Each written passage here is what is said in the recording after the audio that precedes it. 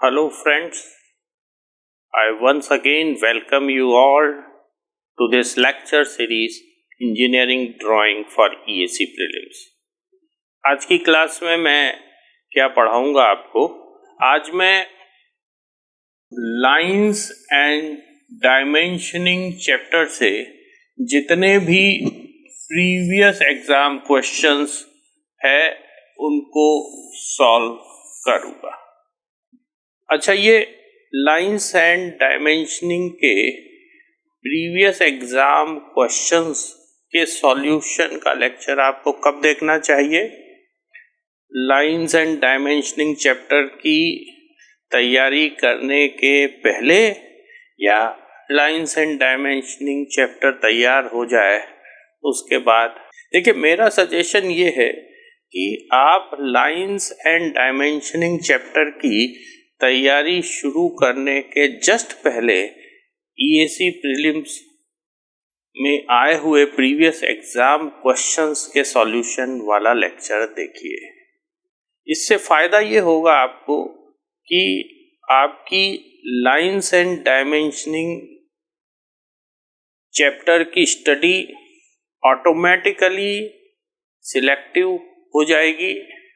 आपका focus exam relevant सब topics पर हो जाएगा और आपकी जो डेप्थ है किसी भी सब टॉपिक में, that will be matching the depth required for the exam.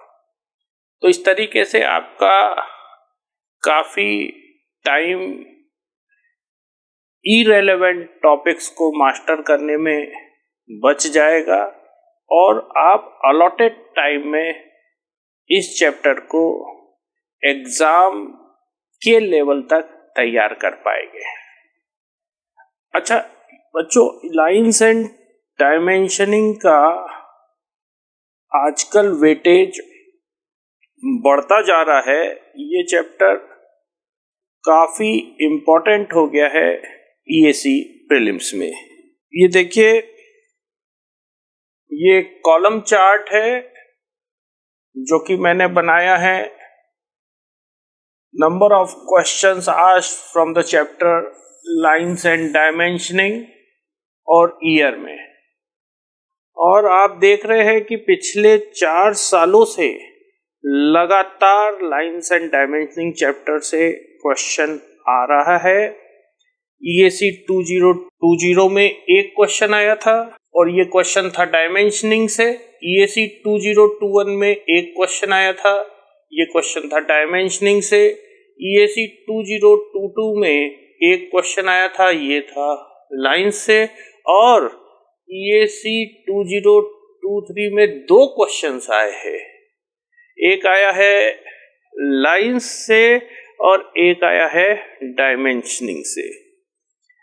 किसी सब्जेक्ट के एक चैप्टर से एक क्वेश्चन हर साल आना मतलब उस चैप्टर का काफी ज्यादा वेटेज है, जबकि ओवरऑल इंजीनियरिंग ड्राइंग सब्जेक्ट का general studies and engineering aptitude के पेपर में एवरेज वेटेज है करीब 5 क्वेश्चंस का, और उसमें से एक क्वेश्चन लाइंस एंड डायमेंशनिंग से आ रहा है। बड़ी बात है, इस चैप्टर को आपको अच्छे से तैयार करना है।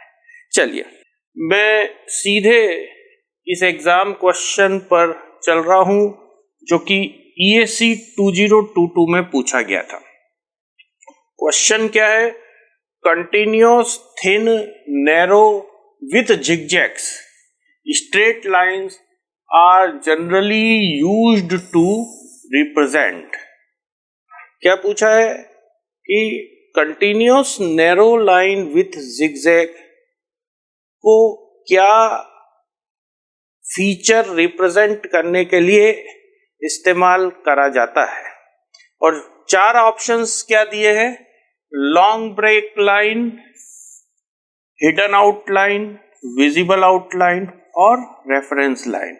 और इसका जो करेक्ट आंसर है बच्चों वो है ए। ठीक है, अब मैं आपको स्टेप बाय स्टेप समझाता हूं कि मैं इस correct answer long break line पर कैसे पहुंचा। पर उसके पहले इसमें इस क्वेश्चन में जो टर्म्स आई है, जो टेक्निकल टर्म्स आई है, जरा अपन चेक कर ले कि उनका मतलब अपने को समझ आता है कि नहीं। सबसे पहली टर्म है नैरो लाइन। नैरो लाइन का मतलब क्या होता है? What is the difference between a narrow line and a thin line? दूसरी टर्म है continuous line. What is the meaning of continuous line? बहुत सारी लाइनें होती है टेक्निकल ड्राइंग्स में, continuous line, dashed line, dashed spaced line, long dashed dotted line, long dash double dotted line. तो continuous line का मीनिंग क्या है? तीसरी टर्म है जिगजैग लाइन। टेक्निकल ड्राइंग्स में जिगजैग लाइन का मीनिंग क्या है? चौथी टर्म है long break line. What is the meaning of long break line? क्या इस लाइन में लंबा ब्रेक होता है? कैसी होती है long break line? Fifth term है hidden line, hidden outline.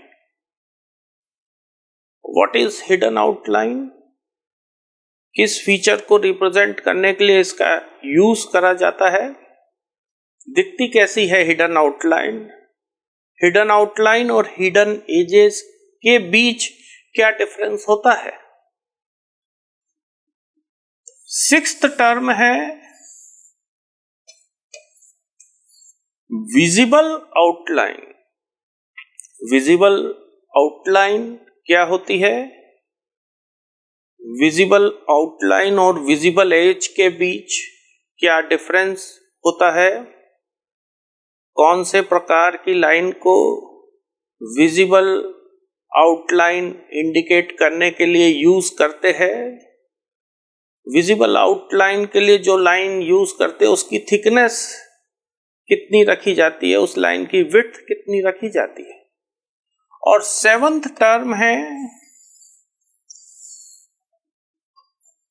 Reference line. What is reference line? What type of line is used to indicate reference line? किस एप्लीकेशन के लिए रेफरेंस लाइन का यूज किया जाता है? क्या विड्थ रहती है, क्या थिकनेस रहती है रेफरेंस लाइन की? ठीक है, तो एक एक करके हम इन टर्म्स को समझना चालू कर रहे हैं। और देखिए, जो भी मैं इन टर्म्स के बारे में आपको एक्सप्लेन करने वाला हूं, बोलने वाला हूं, उस सारी इंफॉर्मेशन का जो सोर्स है वो है हमारा IS code SP 462003। Okay, IS SP 462003। Okay, this is the current IS code for engineering drawing practice in schools and colleges। देखिए, मैं ये इसका स्लाइड ला रहा हूं। IS SP 46203 का नाम क्या है? Engineering drawing practice for schools and colleges. और आजकल तो ये सब IS कोड आप इजीली वेब से डाउनलोड कर सकते हैं।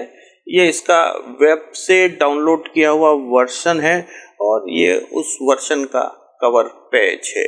थोड़ा सा मैं इसे मैग्नीफाई कर रहा हूं जिससे कि IS कोड का नाम क्या लिखा हुआ आप ध्यान से देख सके। देखिए ISSP 462003 का नाम क्या है? Engineering drawing practice for schools and colleges. Okay, ठीक है। अच्छा, ये ISSP 462003 ये जो कोड है इसने रिप्लेस किया है IS 696 1972 को और ISSP 46 1988 को। मतलब ये जो दोनों पुराने कोड है हमारे देश के, इंडिया के, ये अब वैलिड नहीं है।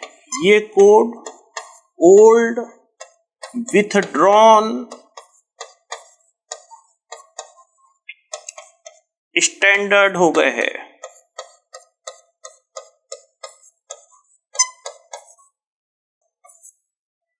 जब भी कोई इंफॉर्मेशन आप IS 696 से देखते हैं और ISSP 462003 से देखते हैं, और यदि उस इंफॉर्मेशन में डिफरेंस है तो कौन सी इंफॉर्मेशन सही मानी जाएगी?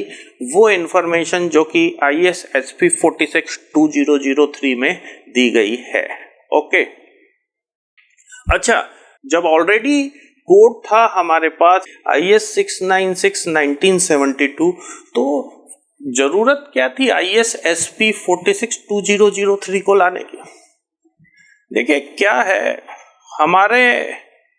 हमारा जो पुराना कोड था उसके जो नॉमेनक्लेचर थे और उसकी कई सारी इंफॉर्मेशंस जो थी वो सिंक्रोनाइज नहीं कर रही थी इंटरनेशनल कोड से। तो जब भी हम इंटरनेशनल नॉलेज एक्सचेंज करते थे, इंटरनेशनल ड्राइंग एक्सचेंज करते थे, तो दिक्कत जाती थी। हमारे यहाँ की नेमिंग अलग, इंटरनेशनल नेमिंग अलग। तो वो, अच्छा, इंटरनेशनल पे तो हम डिपेंडेंट है। इवन ऑटोकैड सॉफ्टवेयर ऑटोडेस्क का है जो कि USA का है।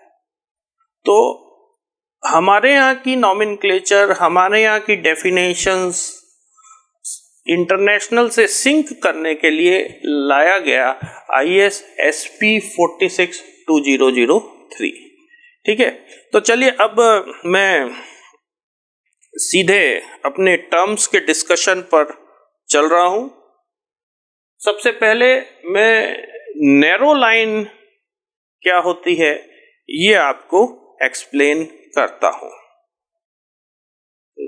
Let me first explain you what is narrow line. इस स्लाइड से आपको नैरो लाइन का कॉन्सेप्ट एक्सप्लेन करूंगा। थोड़ा सा मैं हट रहा हूं जिससे कि आप वीडियो पॉज करें और शांति से इस स्लाइड को उतार ले और फिर मेरा एक्सप्लेनेशन सुनिएगा। देखिए इसका टाइटल क्या है? Line groups for construction drawings as per ISSP 462003। Construction drawings के लिए कौन से स्पेसिफाइड लाइन ग्रुप्स है ISSP 462003 में, वो इस स्लाइड में दिया गया है। लाइन ग्रुप क्या होता है? देखिए, जब भी आप कोई ड्राइंग ड्राफ्ट करना स्टार्ट करते हैं शीट पे, तो आपको लाइन ग्रुप डिसाइड करना पड़ता है। मतलब लाइन थिकनेस सिस्टम डिसाइड करना पड़ता है। यदि शीट की साइज कम है तो आप कम थिकनेस वाला लाइन ग्रुप सिस्टम डिसाइड करते हैं, फाइनल करते हैं। और यदि शीट की साइज ज्यादा है तो आप ज्यादा थिकनेस वाला लाइन ग्रुप सिस्टम डिसाइड करते हैं। ये देखिए, ये लाइन ग्रुप है 0.25। लाइन ग्रुप 0.25 को जब आप यूज कर रहे हैं ड्राफ्टिंग के लिए तो ISSP 46203 के हिसाब से कंस्ट्रक्शन ड्राइंग्स में आपको 3 लाइन विड्थ यूज करने की फैसिलिटी है। 0.13 mm, 0.25 mm, 0.5 mm। और ऊपर यदि आप देखें तो थिक लाइन, थिन लाइन इस तरीके के वर्ड्स नहीं यूज करे गए हैं। जो सबसे थिन लाइन है उसको नैरो लाइन कहा जाता है, बीच वाली थिकनेस को वाइड लाइन कहा जाता है और जो सबसे ज्यादा थिक लाइन है उसको एक्स्ट्रा वाइड लाइन कहा जाता है। ISSP 46203 के हिसाब से कंस्ट्रक्शन ड्राइंग में आपको 3 लाइन विड्थ यूज करने की फैसिलिटी रहती है सिलेक्टेड लाइन ग्रुप से, नैरो लाइन, वाइड लाइन और एक्स्ट्रा वाइड लाइन। अच्छा, इस नैरो लाइन, वाइड लाइन और एक्स्ट्रा वाइड लाइन की थिकनेस का रेशियो क्या रहता है? इनका रेशियो रहता है 1:2:4। मतलब ये कि यदि नैरो लाइन की थिकनेस है D या नैरो लाइन की विड्थ है D तो वाइड लाइन की विड्थ होगी 2D और एक्स्ट्रा वाइड लाइन की विड्थ होगी 4D। ठीक है। अच्छा, अब मेरे को आप एक बात बताइए, यदि मैं 0.5 mm की एक लाइन ड्रॉ कर रहा हूं किसी ड्राइंग शीट पर, तो उस 0.5 mm थिकनेस की लाइन को आप नैरो लाइन कहेंगे या आप वाइड लाइन कहेंगे या आप एक्स्ट्रा वाइड लाइन कहेंगे? देखिए, ऐसे नहीं कह पाएंगे। वो डिपेंड करता है कौन सा लाइन ग्रुप आप यूज कर रहे हैं। यदि आप 1 mm थिकनेस वाला लाइन ग्रुप यूज कर रहे हैं तो 0.5 mm की लाइन कैसी लाइन कहलाएगी? नैरो लाइन कहलाएगी। ठीक है। यदि आप 0.5 mm थिकनेस वाला लाइन ग्रुप यूज कर रहे हैं तो 0.5 mm थिकनेस की लाइन कैसी लाइन कहलाएगी? वाइड लाइन कहलाएगी। और यदि आप 0.25 mm थिकनेस वाला लाइन ग्रुप यूज कर रहे हैं तो 0.5 mm थिकनेस की लाइन क्या कहलाएगी? एक्स्ट्रा वाइड लाइन कहलाएगी। एक स्लाइड और आपको दिखा देता हूं, that is for mechanical drawings. ये कंस्ट्रक्शन ड्राइंग्स के लिए लाइन ग्रुप्स डिफाइंड थे और ये मैकेनिकल ड्राइंग्स के लिए लाइन ग्रुप्स डिफाइंड है एज पर ISSP 46203। थोड़ा सा मैं स्लाइड से हट रहा हूं जिससे कि आप इस स्लाइड को कॉपी कर सके। देखिए, आपने क्या ऑब्जर्व किया? आपने ये ऑब्जर्व किया कि मैकेनिकल ड्राइंग में किसी भी लाइन ग्रुप में केवल 2 लाइन विड्थ डिफाइंड है, एक तो नैरो लाइन और एक wide line. Extra wide line नाम की कोई लाइन विड्थ मैकेनिकल ड्राइंग्स में नहीं है। और दूसरा ये कि इसमें लाइन ग्रुप्स भी आगे तक चले गए। कंस्ट्रक्शन ड्राइंग में यहां तक लाइन ग्रुप थे 0.25, 0.35, 0.5, 0.7। मैकेनिकल ड्राइंग में 2 एडिशनल लाइन ग्रुप्स ऐड हो गए, 1.4 mm और 2 mm।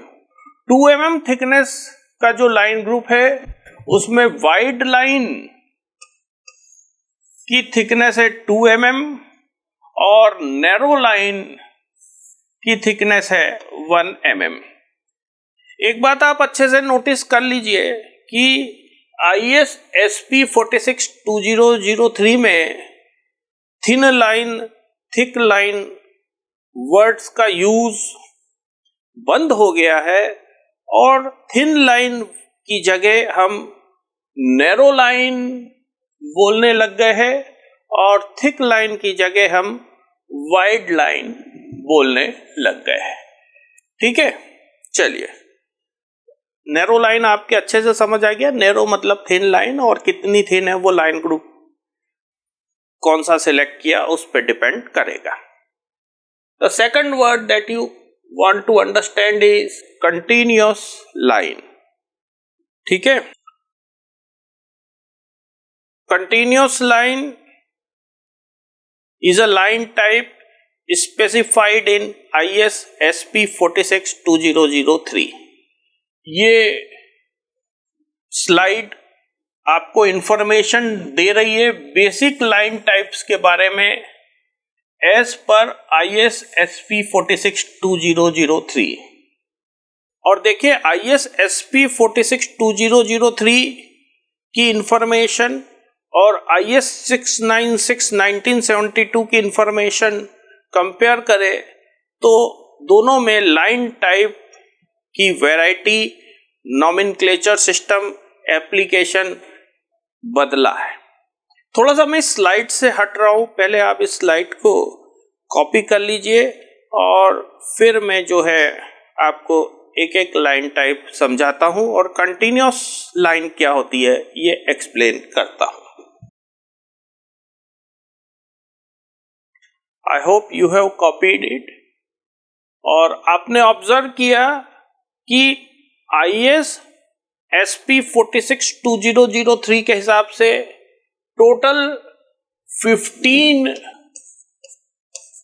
लाइन टाइप्स होते हैं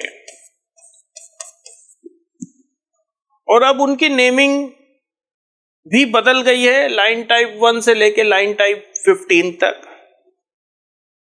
जबकि जो पुराने लोग हैं जिन्होंने IS 696 1972 देखा, उसमें लाइन टाइप के name A B C D E F G H J K इस प्रकार से रहते थे और फिर K1 K2 लाइक दैट। तो अब ये है, और ये लाइन टाइप्स आपको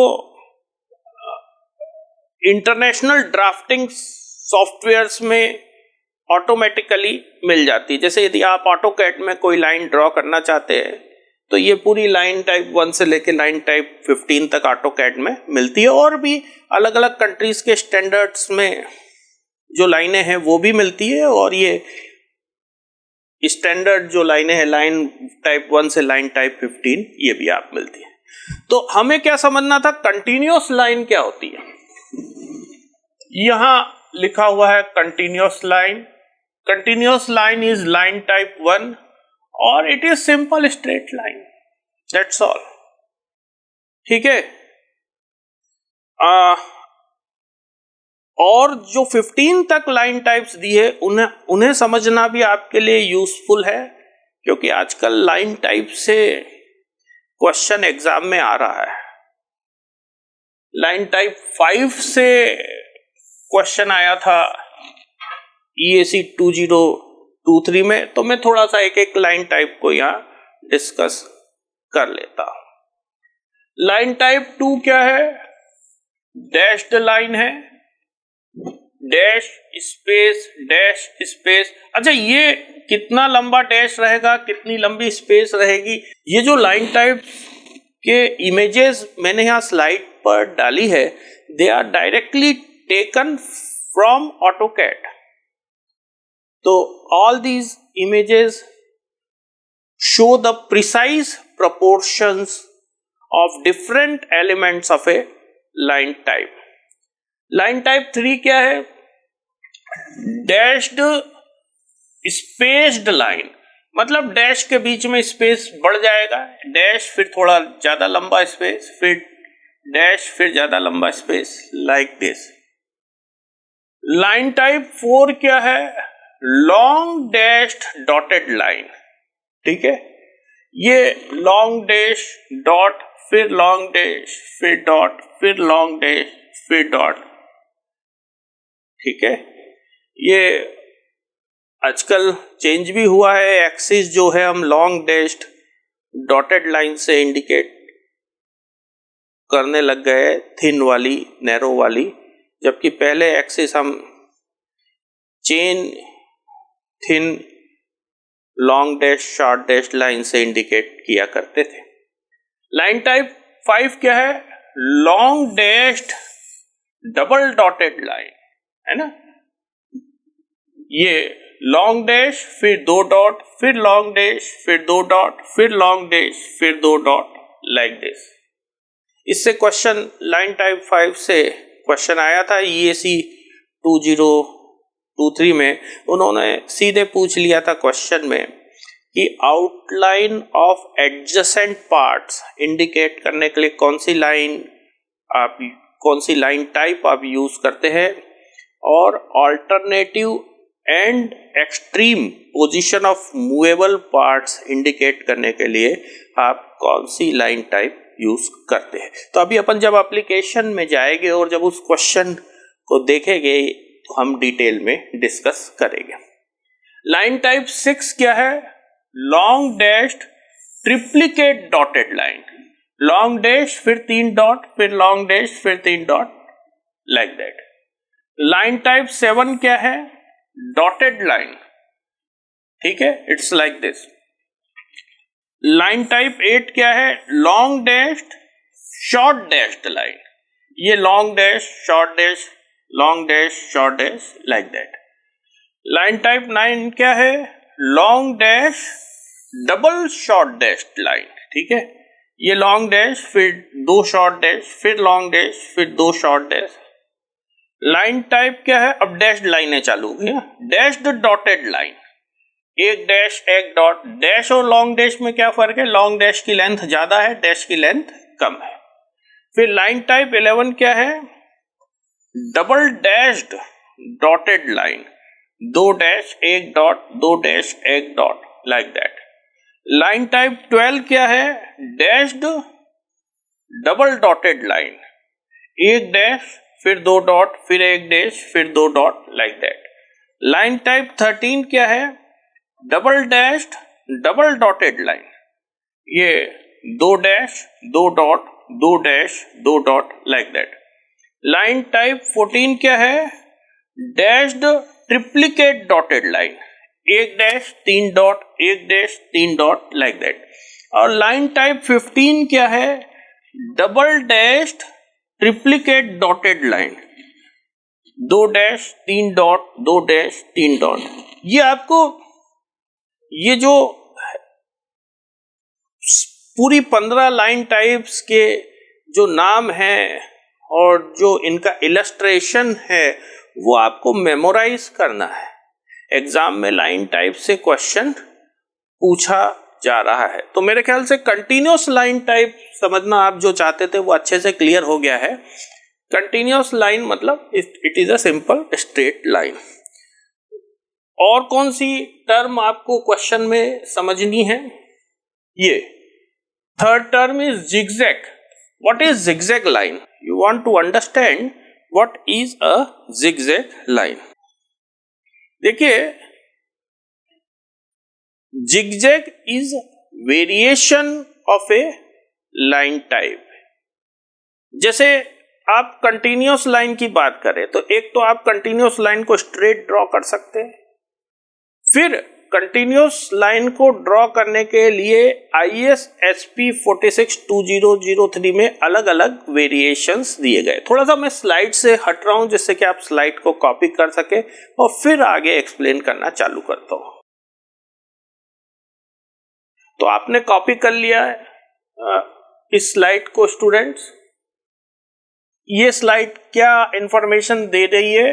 variation of basic line types as per ISSP 462003। और ये जो चार डायग्राम है ये कंटिन्यूअस लाइन के वेरिएशंस बता रहे। एक तो स्ट्रेट रहेगा, उसको तो यहां दिखाने की जरूरत नहीं है। फिर ये पहला वाला है वेवी कंटिन्यूअस लाइन। दूसरा वाला जो है ये हमारा शब्द आ गया जिगजैग कंटिन्यूअस लाइन। जिगजैग का मतलब समझ आ गया, दिस इज जिगजैग। जिगजैग मतलब ऐसा, ठीक है। फिर तीसरा वेरिएशन है कंटिन्यूअस लाइन का फ्री हैंड कंटिन्यूअस लाइन, ठीक है। फ्री हैंड, जब आप फ्री हैंड ड्रॉ करेंगे कंटिन्यूअस लाइन को तो 100% स्ट्रेट तो आप ड्रॉ नहीं कर पाएंगे, थोड़ा सा इस प्रकार से आएगा।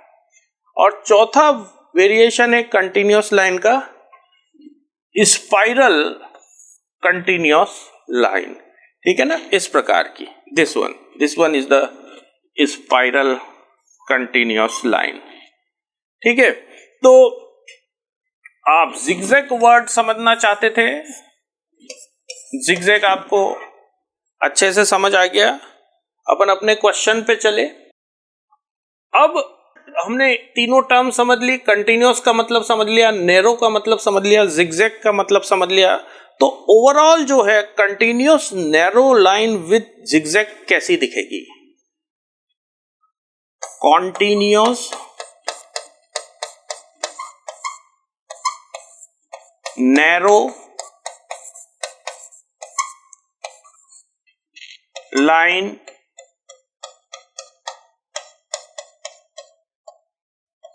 विथ जिगजैग, ये लाइन कैसी दिखेगी? देखिए ये लाइन इस प्रकार की दिखती है, कंटिन्यूअस लाइन, फिर जिगजैग, फिर कंटिन्यूअस लाइन, फिर जिगजैग, फिर कंटिन्यूअस लाइन, फिर जिगजैग, लाइक दिस। मैं आपको applications of different line types in construction drawing as per IS SP 46-2003 का ये टेबल दिखा रहा हूं। इसमें पहला जो नंबर है वो लाइन टाइप का नंबर है, दूसरा लाइन टाइप का डिस्क्रिप्शन और उसका रिप्रेजेंटेशन, और तीसरा उस लाइन टाइप के एप्लीकेशंस, ठीक है। और इसमें हम हमारी continuous narrow line with zigzag किधर दी गई है वो वाली स्लाइड मैं लाता हूं, ठीक है ना। इस स्लाइड को गौर से देखिए, ये है continuous narrow line with zigzag, ठीक है। और कंस्ट्रक्शन ड्राइंग्स में IS SP 46-2003 के हिसाब से continuous narrow line with zigzag का एप्लीकेशन क्या है? क्या है application? It is used to show limits of partial views, interrupted views, cuts and sections if the limit is not a line. Continuous narrow line with zigzag का use करा जाता है limits दिखाने के लिए, पार्शियल व्यूज की, interrupted views की, cuts की और सेक्शंस की। देखिए एक मैं इलस्ट्रेटिव डायग्राम ला रहा हूं आपके सामने। ये डायग्राम भी मेरा नहीं है, ये IS SP 46-2003 से लिया गया है और इसमें continuous narrow line with zigzag का एप्लीकेशन दिख रहा है। थोड़ा सा मैं स्लाइड से हट रहा हूं जिससे कि आप स्लाइड को उतार सके। देखिए ये जो ड्राइंग है, ये जो ऑर्थोग्राफिक ड्राइंग है, ये एक लॉन्ग शाफ्ट की ऑर्थोग्राफिक ड्राइंग है। शाफ्ट का जो ये वाला पोर्शन था, यहां से लेके यहां तक, इसकी लेंथ इतनी नहीं है, काफी ज्यादा है, पर उस लेंथ में कुछ और एक्स्ट्रा इंफॉर्मेशन दिखाने की नहीं है। तो बेवजह ड्राइंग स्पेस कंज्यूम करने से बचने के लिए या ड्राइंग स्पेस सेव करने के लिए हमने ड्राइंग को यहां पर ब्रेक कर दिया है और इस प्रकार की continuous narrow line with zigzag यहां लगा दी है। जब इस प्रकार की दो continuous narrow line with zigzag लग जाती है तो इसका मतलब यह होता है कि ड्राइंग में यहां पर एक लॉन्ग ब्रेक है, जो कि जो भी वैल्यू लिखी है यहां डायमेंशन की, उससे आप समझ लीजिए कि एक्चुअल लेंथ कितनी है। क्योंकि दिखाने का कुछ नहीं है, इसलिए लॉन्ग ब्रेक लाइंस लगा के ड्राइंग को हॉरिजॉन्टल डायरेक्शन में कॉम्प्रेस कर दिया है। तो यहां पर continuous narrow line with zigzag का यूज करा गया है ड्राइंग में एक लॉन्ग ब्रेक दिखाने के लिए, and you can say that continuous narrow line with zigzag is used to indicate a long break line। ठीक है, तो आपके क्वेश्चन का आंसर क्या होगा? आपके क्वेश्चन का आंसर है, आपके क्वेश्चन में पूछा क्या है? आपके क्वेश्चन में पूछा है कि continuous narrow line with zigzag is used to represent what, और अब आपको अच्छे से समझ आ गया है उस ड्राइंग को देखने के बाद, उस लंबे शाफ्ट की ड्राइंग को देखने के बाद, कि continuous narrow line with zigzag is used to indicate a long break line, and the correct answer for your question is A. Question तो हो गया आपका, पर एक तो मैं आपको वो application of line types in construction drawing और application of line types in mechanical drawing की स्लाइड्स दिखाना चाहता हूँ। वो काफ़ी यूज़फुल है एग्ज़ाम पॉइंट ऑफ व्यू से।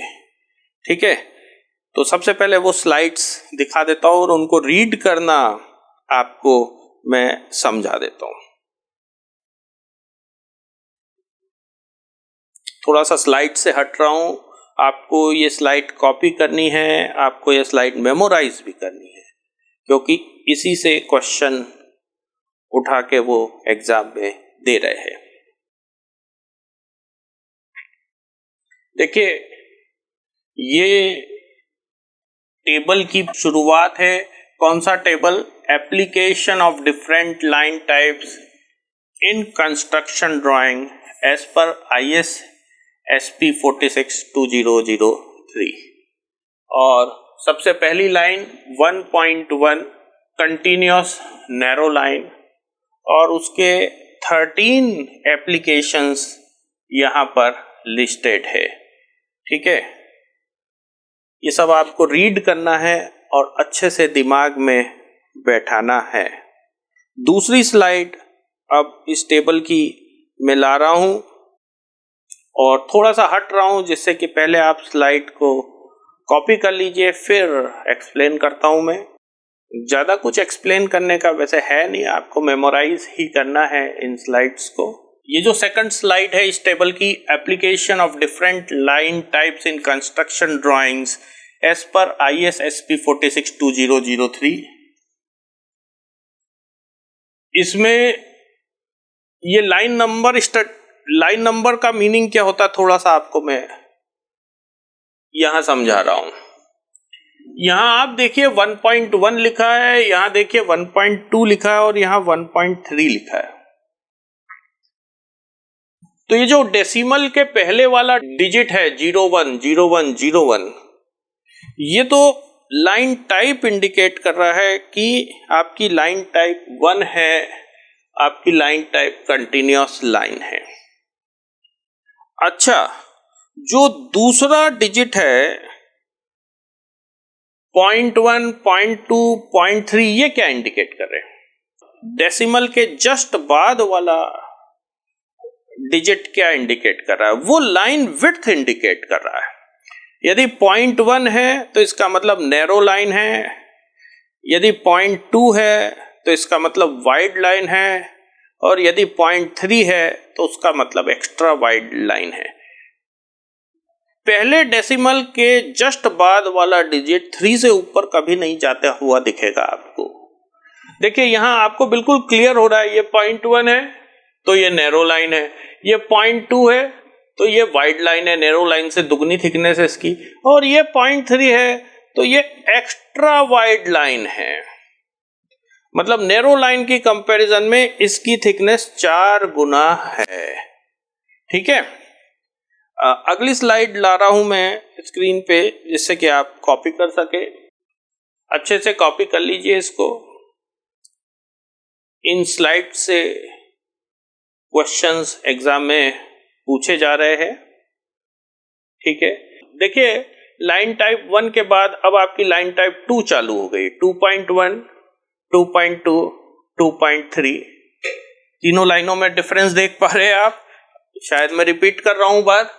2.1 मतलब डैश द नैरो, 0.1 मतलब नैरो, 0.2 मतलब वाइड, और 0.3 मतलब एक्स्ट्रा वाइड। नेक्स्ट स्लाइड ला रहा हूं मैं स्क्रीन पर, और थोड़ा सा हट रहा हूं so that you can copy the slide.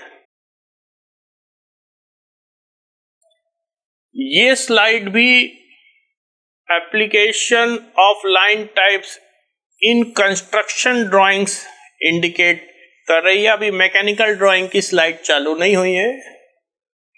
और ये देखिए नंबर बढ़ते बढ़ते 4 और ये 5 तक पहुंच गया है, और ये 7 भी है यहां पर। और EAC 2023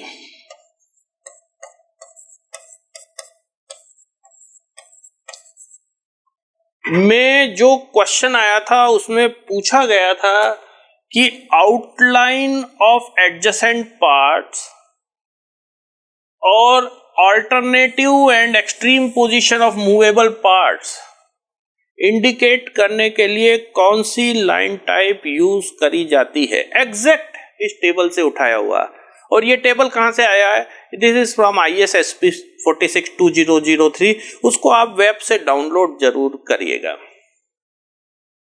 तो एक बार और आपको मैं लाइन टाइप की नंबरिंग रीड करना बताता हूं।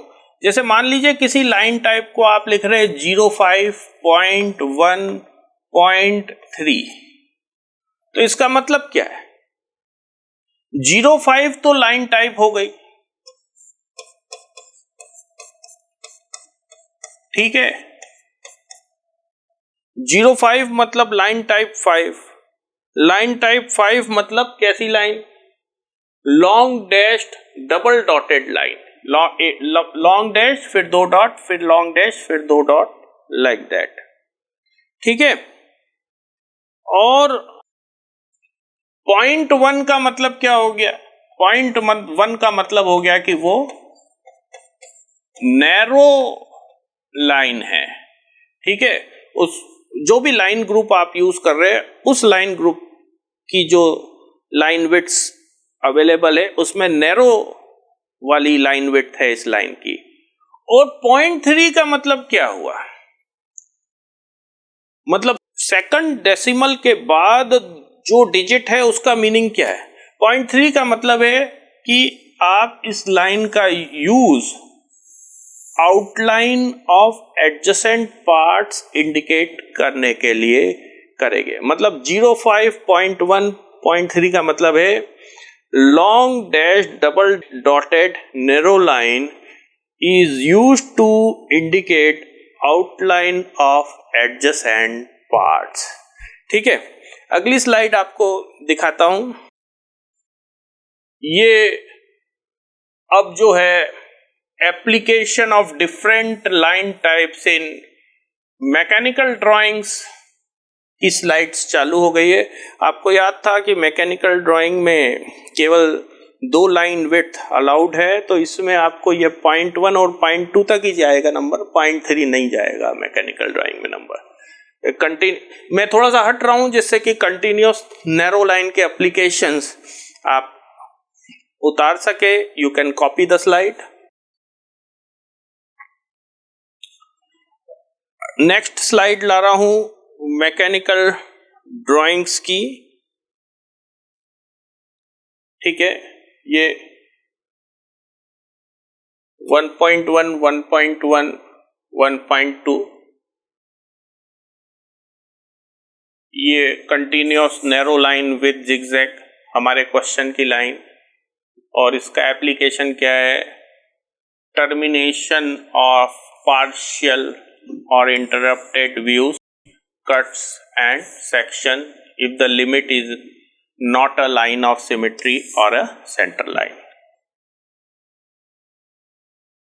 और आपके क्वेश्चन में एक वर्ड विजिबल आउटलाइन भी था, और विजिबल आउटलाइन इस टेबल के हिसाब से कंटिन्यूस वाइड लाइन से इंडिकेट करी जाती है मैकेनिकल ड्राइंग्स में. कंस्ट्रक्शन ड्राइंग का भी अपन देखेंगे. ठीक है, नेक्स्ट स्लाइड. मैं हट रहा हूं so that you can copy the slide. और यहाँ पे आपको ये हिडन आउटलाइन शब्द दिख रहा है, और it is indicated by dashed narrow lines.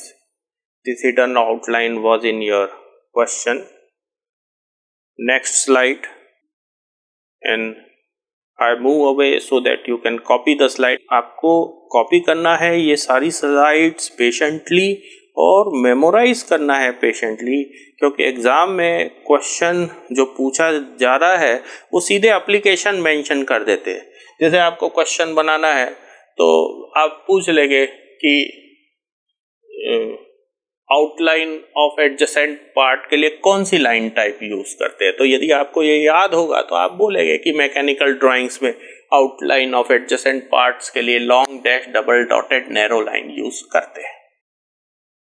तो ये स्लाइड्स मैंने आपको दिखा दी, और अब हम फिर से क्वेश्चन पर चल रहे हैं. क्वेश्चन हमने सॉल्व तो कर लिया है, पर कुछ टर्म्स हमारी जो रह गई थी उन्हें हम समझ रहे हैं. हिडन आउटलाइन का मीनिंग क्या होता है? फिफ्थ टर्म है hidden outline. What is the meaning of hidden outline, और what type of line you use to indicate the hidden outline? देखिए, ये हिडन आउटलाइन वर्ड आपको यहां देखने को मिल रहा है और यहां देखने को मिल रहा है. ये स्लाइड आप ऑलरेडी कॉपी कर चुके हैं, और ये कंस्ट्रक्शन ड्राइंग की स्लाइड है. तो हिडन आउटलाइन या तो डैश्ड वाइड लाइन से इंडिकेट करी जाती है या डैश्ड नैरो लाइन से इंडिकेट करी जाती है कंस्ट्रक्शन ड्राइंग्स में. ये स्लाइड भी आप ऑलरेडी कॉपी कर चुके हैं. ये मैकेनिकल ड्राइंग्स में लाइन टाइप के एप्लीकेशन की स्लाइड है, और इसमें ये हिडन आउटलाइन वर्ड आपको इधर दिख रहा है. और मैकेनिकल ड्राइंग्स में जो हिडन आउटलाइन से they are indicated by dashed narrow lines, line type 2.1. Dashed wide line का यूज नहीं किया जाता है मैकेनिकल ड्राइंग में हिडन आउटलाइन दिखाने के लिए. और हिडन आउटलाइन और हिडन एज में क्या डिफरेंस रहता है ये भी आपको क्लियर कर दूं. देखिए, ये आपको एक पार्ट दिख रहा है, उसमें एक काउंटर संक होल है अंदर से, कुछ इस प्रकार का पार्ट है. मैं इसका बनाऊं थोड़ा सा 3D, तो आपको कुछ एक रफ 3D बना रहा हूं, एक्यूरेट तो नहीं, but I am making a rough 3D of this part. It's like this, a cylinder with a collar, and there is a hole inside, a countersunk hole. ठीक है,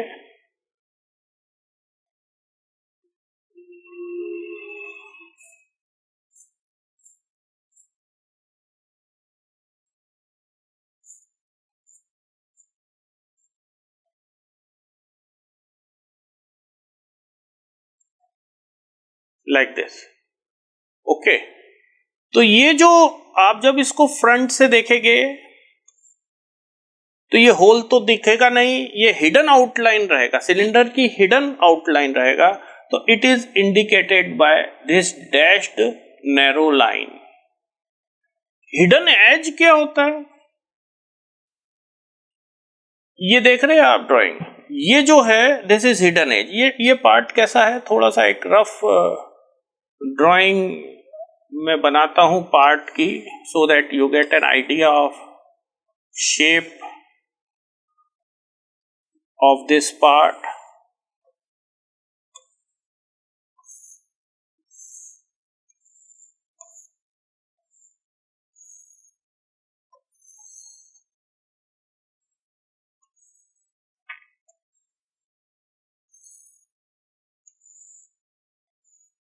ठीक है, कुछ प्रोपोर्शनेट तो नहीं है, कुछ इस प्रकार का शेप है। Suppose this is front direction of looking, और यदि आप first angle projection system of making orthographic projection use कर रहे हैं तो this will be the front view, this will be the left side view and this will be the bottom view, है ना।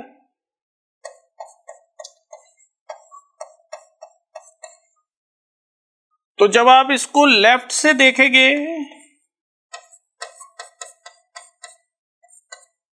तो ये वाली जो एज है और इधर जो एज है एक अंदर, वो नहीं दिखेगी। तो since it is a hidden as, it is represented by dashed narrow line. उसी तरह जब आप इसको बॉटम से देखेंगे नीचे से, तो ये वाली जो एज है, this edge, this will not be visible. तो again this edge is a hidden edge and it is indicated by a dashed narrow line. तो हिडन आउटलाइन वर्ड आपको अच्छे से समझ आ गया।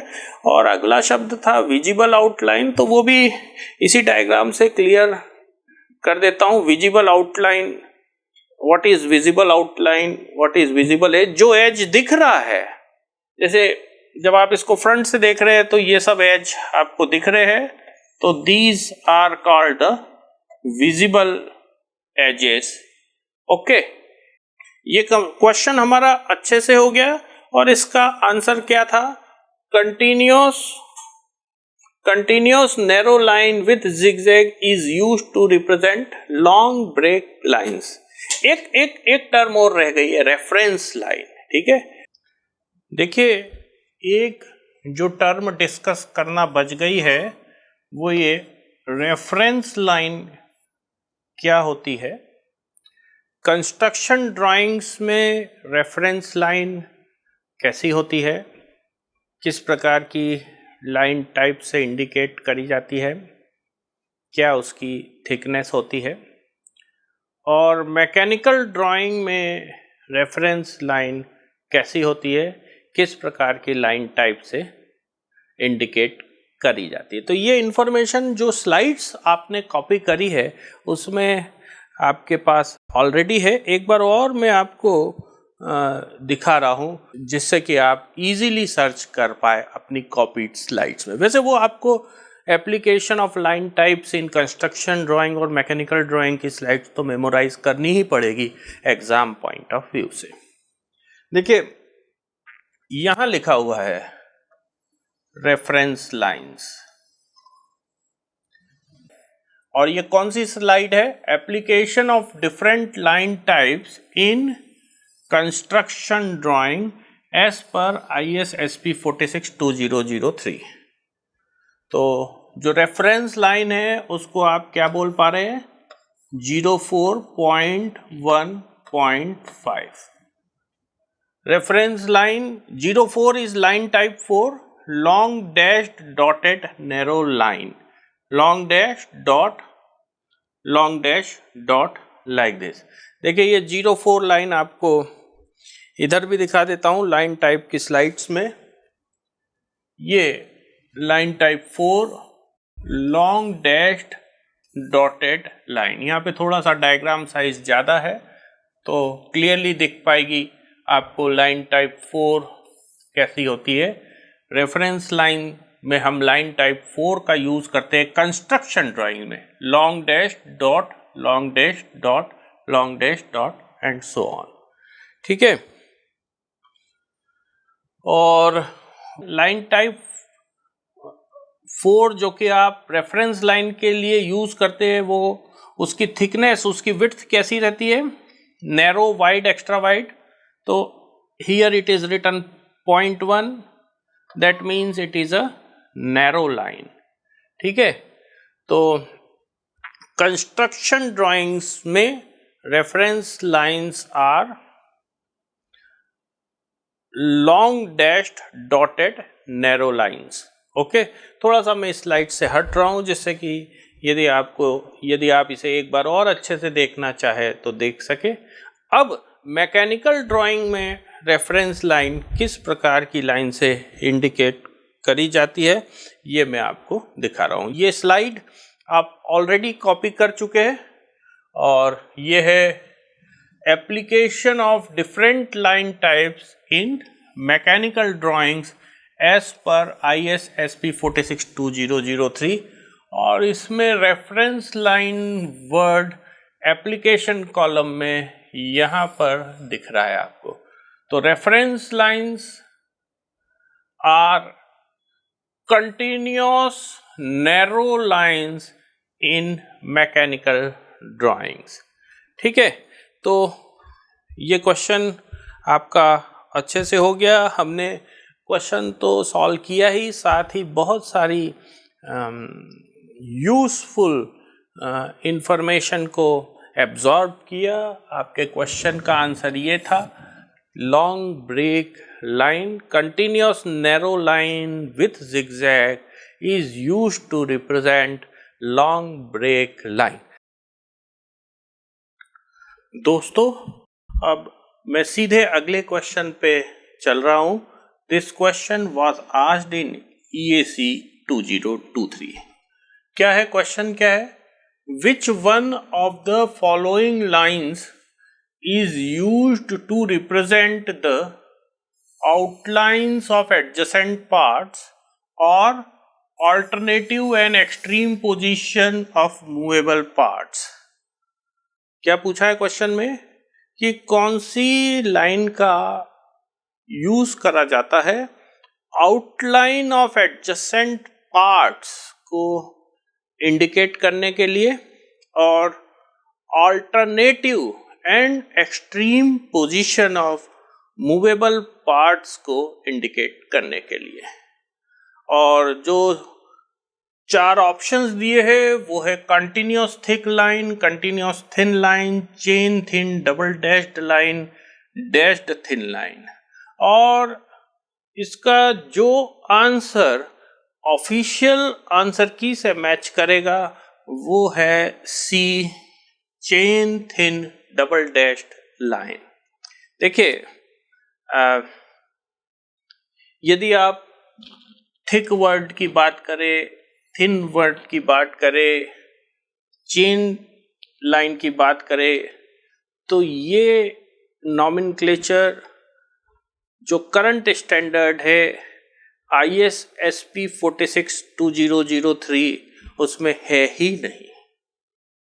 ये तो पुराना नॉमेनक्लेचर है लाइंस का, और वो नॉमेनक्लेचर है IS 696 1972 में या IS SP 46 1988 में।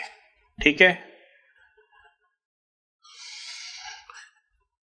और ये दोनों स्टैंडर्ड्स हैं ओल्ड विथड्रॉन स्टैंडर्ड्स।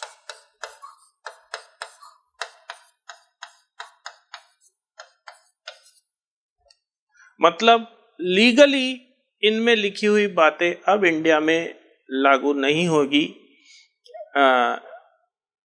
जो करंट स्टैंडर्ड है उसमें लिखी हुई बातें ही सही मानी जाएगी, और जो करंट IS स्टैंडर्ड है वो है IS SP 462003। पर इन सब बातों का कोई मतलब नहीं है बच्चों। मेन बात यह है कि जो आंसर आप मार्क कर रहे हैं वो ऑफिशियल आंसर की से मैच होना चाहिए। ठीक है, तो मैं सीधे सीधे आपको IS 696 1972 और IS SP 46 1988 का टेबल 6.1 दिखा रहा हूं। I have downloaded from web these IS codes. You can also download it and see this table. और इस टेबल में आउटलाइन ऑफ एडजेसेंट पार्ट्स यहां पर लिखा हुआ दिख रहा है आपको, और alternative and extreme position of movable parts यहां पर लिखा हुआ दिख रहा है, K1 लाइन और K2 लाइन। और इस लाइन का नाम क्या है? Chain thin double dashed line. और ये दिखती कैसी है? लॉन्ग डैश, फिर 2 शॉर्ट डैश, फिर लॉन्ग डैश, फिर 2 शॉर्ट डैश, लाइक दिस। ठीक है, ये टेबल में ये कॉलम लाइन का है, ये लाइन का डिस्क्रिप्शन है, ये लाइन का जनरल एप्लीकेशन। में थोड़ा सा इसको मैग्नीफाई कर रहा हूं जिससे कि आपको क्लियर दिख सके जो मैं दिखा रहा हूं। ये देखिए, outline of adjacent parts K1 line, alternative and extreme position of movable parts K2 line. और ये लाइन कैसी है? Chain thin double dashed line है। और chain thin double dashed line दिखती कैसी है? लॉन्ग डैश्ड, फिर 2 शॉर्ट डैश्ड, फिर लॉन्ग डैश, फिर 2 शॉर्ट डैश, और इसको हम कहते हैं K लाइन टाइप K। ठीक है, तो आप एग्जाम में कौन सा आंसर मार्क करके आएंगे? आप एग्जाम में जो आंसर मार्क करेंगे वो है chain thin double dashed line. अच्छा, थोड़ा सा आपको इसका मीनिंग भी समझा दूं।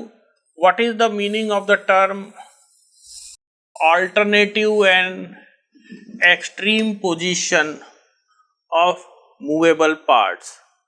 और इसको समझाने के लिए जो डायग्राम में यूज कर रहा हूं, फिर से उस डायग्राम को मैंने IS कोड से ही लिया है, IS 696 1972 से और IS SP 46 1988 से। मैं थोड़ा सा स्लाइड से हट रहा हूं so that you can copy useful portions of the slide.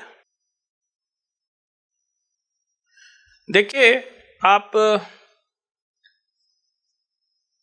इसको देखिए, इस ड्राइंग को देखिए, है ना। ये कोई क्रैंक टाइप की या हैंडल टाइप की चीज है। ये कोई हैंडल टाइप का मशीन कंपोनेंट है और उसको आप इधर से उधर तक मूव कर सकते हैं। तो एक एक्सट्रीम पोजीशन इसकी ये है और एक एक्सट्रीम पोजीशन इसकी ये है। ये हैंडल इसमें फिट हो जाता है। ओके, तो देखिए, इस extreme position of this lever is indicated by what line? K2 line। ठीक है, और ये K2 लाइन को ध्यान से ऑब्जर्व करिए। ये कैसी है? लॉन्ग डैश, फिर 2 डॉट, फिर लॉन्ग डैश, फिर 2 डॉट। ठीक है, तो ये alternative extreme position of movable parts. एक एक्सट्रीम पोजीशन इस हैंडल की, इस लीवर की ये है, और दूसरी एक्सट्रीम पोजीशन इस लीवर की ये है। ये मतलब होता है alternative and extreme position of movable parts. और ये भी देख लीजिए, थोड़ी सी काम की इंफॉर्मेशन लिखी है कि chain thin double dash line is called line type K. Chain thin double dash line is used to indicate. अच्छा, ये सब किस कोड के हिसाब से है? This is as per the old withdrawn IS code IS 696 1972 and IS SP 46 1988. तो chain thin double dashed line is used to indicate outline of adjacent parts, alternative and extreme position of movable parts, centroidal lines, initial outlines prior to forming. एक slide और है मेरे पास explain करने के लिए कि what is the meaning of extreme position of movable parts. और ये देखिए, ये स्लाइड ISSP 462003 से ली गई है और ये आपको एक मंकी प्लायर दिख रहा है। यदि इस आर्म को आर्म 1 कहूं, यदि इस आर्म को आर्म 1 कहूं और यदि इस आर्म को आर्म 2 कहूं, तो आप देख रहे हैं कि जो आर्म 1 है उसमें ऐसे सिलिंड्रिकल होल्स है connected by some rectangular slot, और जो आर्म 2 है उसकी पिन को आप किसी भी होल में एडजस्ट कर सकते हैं। तो यदि कम साइज का नट है तो आर्म 2 की पिन को आप यहां वाले होल में एडजस्ट करेंगे, और यदि फुल साइज का नट है तो आर्म 2 की पिन को यहां वाले होल में लाके टाइटन करेंगे। तो ये आर्म 2 की एक पोजीशन है और ये आर्म 2 की दूसरी एक्सट्रीम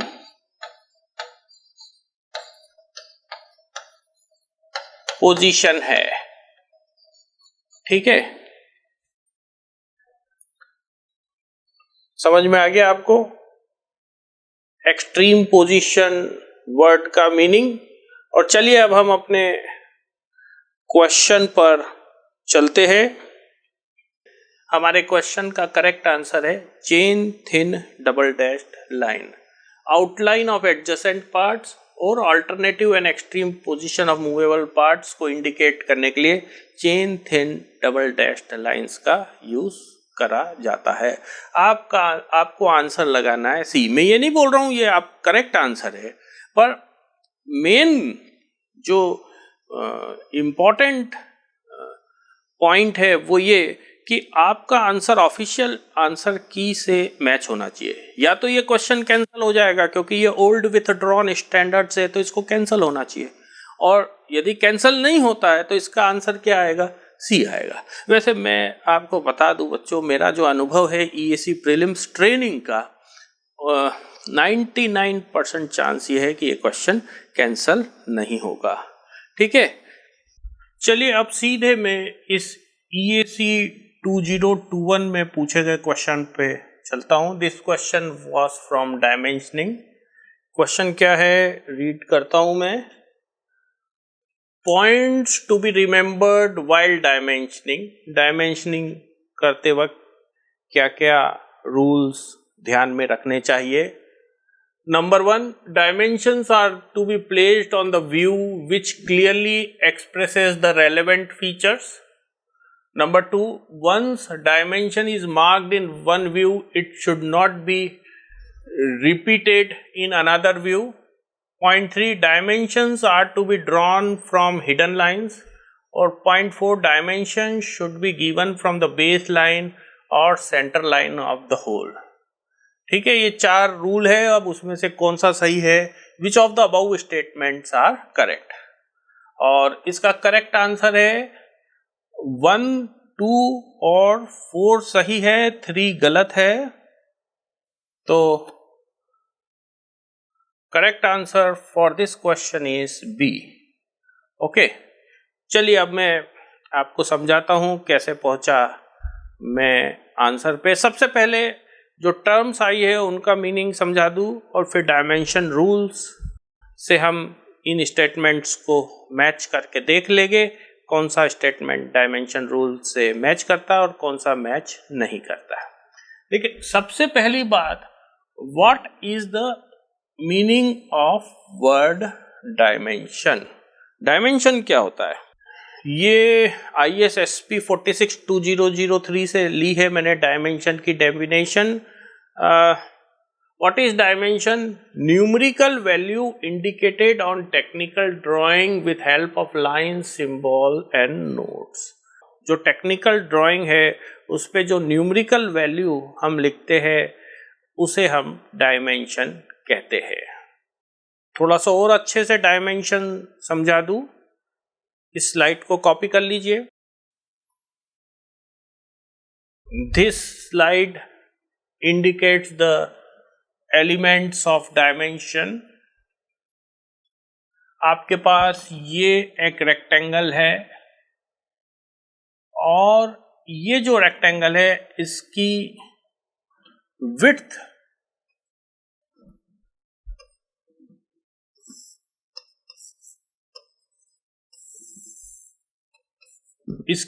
आप डायमेंशन करना चाह रहे हैं। इसकी विड्थ यहां पे डायमेंशन करके दिखाई गई है। तो डायमेंशन करने के लिए सबसे पहला काम क्या करते हैं कि आप एक्सटेंशन लाइन ड्रॉ करते हैं, ये वाली और ये वाली। अच्छा ध्यान से देखिए, ये एक्सटेंशन लाइन इससे आउटलाइन से जुड़ी हुई नहीं है।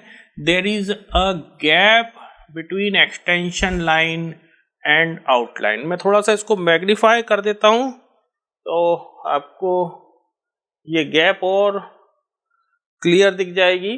ये देखिए, ये जो एक्सटेंशन लाइन है, प्रोजेक्शन लाइन और एक्सटेंशन लाइन, इसके और आउटलाइन के बीच में एक गैप है, ठीक है ना। तो डायमेंशनिंग में स्टेप 1 क्या है कि आप एक्सटेंशन लाइंस ड्रॉ करते हैं। स्टेप 2 क्या है, आप डायमेंशन लाइन ड्रॉ करते हैं, ये वाली। और ये डायमेंशन लाइन जो है it is terminated bye arrow head, ठीक है। एक एरो इधर, एक एरो इधर। एरो इंडिकेट करने के कई सारे तरीके होते हैं, उनको अभी मैं नहीं डिस्कस कर रहा हूं, ठीक है। और यहां पे आप वैल्यू ऑफ डायमेंशन लिख देते हैं कि ये विड्थ कितनी है, 100 है, ठीक है। तो डायमेंशन शब्द आपको अच्छे से समझ आ गया। और अब मैं रूल्स फॉर डायमेंशनिंग की स्लाइड पे चल रहा हूं। और ये जो रूल्स है मैंने ISSP 462003 से लिए हैं, इसमें मेरा अपना कुछ भी नहीं है। और इन रूल्स को एक्सप्लेन करने के लिए ये एक सैंपल ड्राइंग है। ये प्लेट का फ्रंट व्यू और ये लेफ्ट साइड व्यू है प्लेट का। कुछ इस प्रकार का शेप है प्लेट का।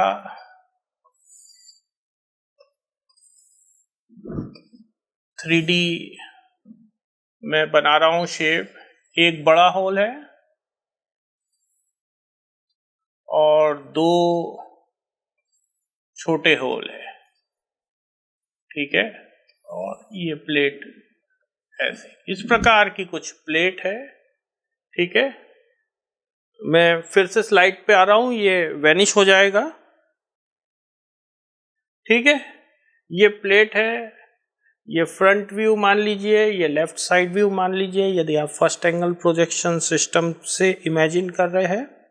और ये डायमेंशनिंग रूल्स लिस्टेड है। तो आप इस स्लाइड को कॉपी कर लीजिए, ये स्लाइड काफी काम की है। और फिर मैं क्वेश्चन पर चलता हूं, ठीक है। तो I go back to the question. Okay, क्या है पहला स्टेटमेंट, क्या है, dimensions are to be placed on the view which clearly express the relevant features. यदि 2 व्यू है, 3 व्यू है, ऑर्थोग्राफिक व्यू, तो आपको डायमेंशंस उस व्यू में करना है जिसमें कि आपका फीचर क्लियरली विजिबल है। तो दिस इज करेक्ट। मैं आपको रूल्स में भी, डायमेंशन रूल्स में भी जाके ये बात मैच करके दिखा देता हूं।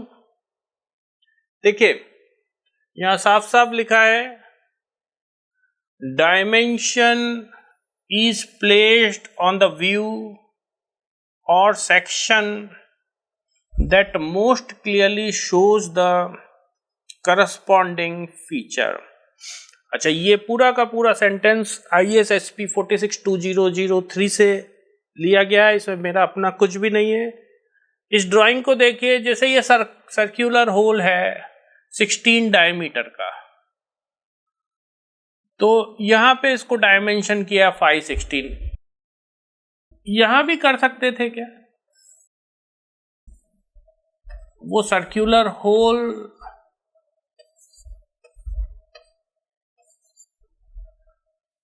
इसको जब आप इधर से देखेंगे तो it will the outline of the hole will be hidden, और यहां पे भी कर सकते थे क्या? नहीं कर सकते। This is wrong. क्यों रॉन्ग? इसलिए रॉन्ग क्योंकि सर्कल की फीलिंग इस व्यू में ज्यादा अच्छी आ रही है।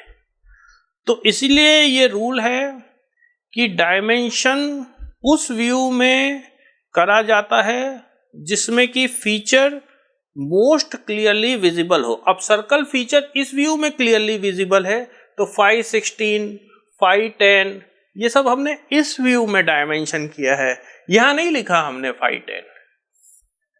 ये भी तो 510 वाले होल का ही तो साइड व्यू है, पर यहां पे हमने 510 नहीं लिखा है ना। डायमेंशन उस व्यू में करते हैं जिसमें कि फीचर मोस्ट क्लियरली विजिबल है। तो पहला पॉइंट करेक्ट है। दूसरा पॉइंट क्या है? Once dimension is marked in one view it should not be repeated in another view. ये भी सही है। जब कोई डायमेंशन आपने एक व्यू में मार्क कर दिया है तो उसे दूसरे व्यू में आप मत मार्क करिए। देखिए, डायमेंशन रूल्स में भी ये लिखा हुआ है, each feature shall be dimensioned once only. अब जैसे सर्कल यहां लिख दिया 516, तो यहां पे मत लिखिए 516, ये क्रॉस करा हुआ है। ये सर्कल लिख दिया यहां पे 510, अब यहां पे लिख दिया 2 होल्स 510, मतलब ये वाला होल और ये वाला होल 510 का है, तो फिर यहां पे फिर से 510 लिखने की जरूरत नहीं है, नो नीड। यहां पर फिर से 510 लिखने की जरूरत नहीं है। This is wrong. Okay, each feature shall be dimensioned once only. एक फीचर को बस एक बार डायमेंशन करिए, that is more than enough.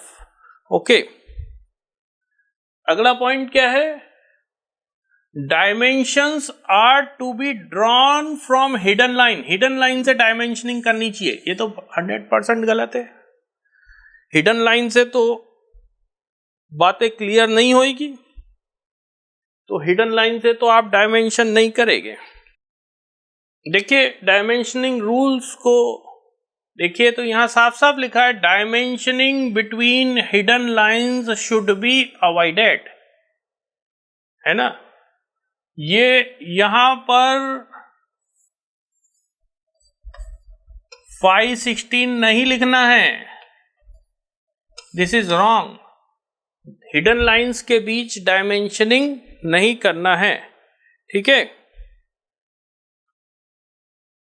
और जो फोर्थ पॉइंट है, dimension should be given from base line और सेंटर लाइन ऑफ होल।